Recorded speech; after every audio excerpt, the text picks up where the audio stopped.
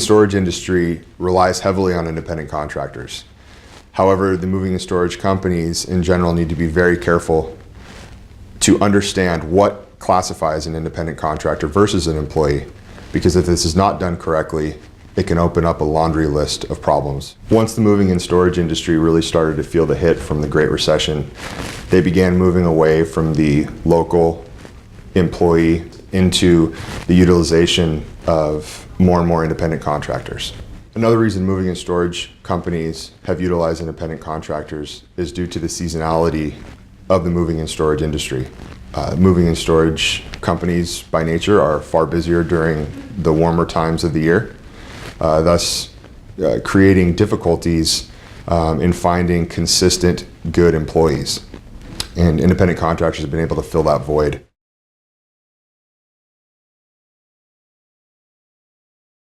Since 2010, the IRS has really been cracking down on independent contractor misclassification.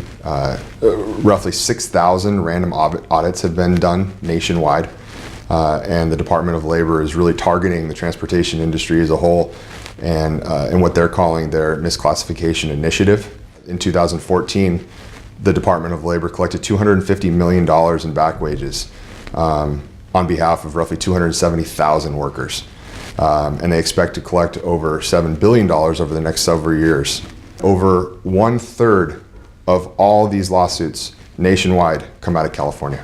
Misclassifying independent contractors can have a serious effect on the moving and storage industry.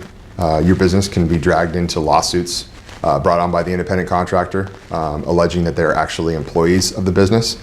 And most of these are initiated with work injury related claims. And an example would be your company considers an actual employee to be an independent contractor. No workers' compensation is in place for the independent contractor at the time due to the fact that the business was classifying him as an independent contractor, not an employee.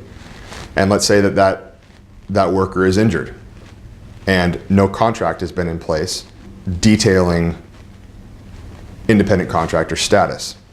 The claim would then fall under the motor carrier's workers' compensation policy, causing insurance rates to increase, causing effects to the experience modification, and it could open the door for other misclassification lawsuits, such as overtime pay, breaks, and other benefits that an independent contractor would not receive that would only be regulated if he or she was an employee.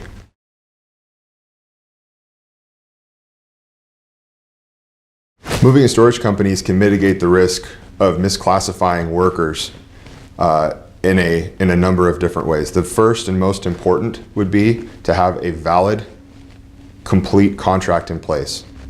The contract needs to touch on three main parts. First, the behavioral relationship between the worker and the business, the financial relationship between the worker and the business, and the type of relationship, touching on longevity and expected time frame that the worker and the business are engaged. In order to be classified as an independent contractor, a worker has to have independence from a behavioral point of view. An example of that is a job may be given to a contractor to complete. The business can decide the ultimate result of what they want completed. However, they cannot dictate how that particular job is completed due to the fact that the business can only control so much unless it's going to give employee status to the worker. The independent contractor has to have an investment in his or her business. An example of this would be owning your own truck. If you are running the trucks of the motor carrier, that does not separate you from the motor carrier. That makes you more apt to be classified as an employee. In order to be classified as an independent contractor, permanency of the relationship is very important. Are the expectations for this relationship to extend only until the completion of the job at hand? Is the expectation to be a more permanent relationship? These pieces of information need to be clearly defined in the contract in order to avoid misclassification. As a mover, no matter how much you may feel you understand the requirements it takes to properly classify your workers. Nothing in this world is a guarantee, especially when you live here in California. And there are some very, very important insurance policies that we feel that you should have in place to protect yourself against misclassification. The first one is an EPLI policy, an Employment Practices Liability Insurance Policy, and the second would be a Directors and Officers Insurance Policy.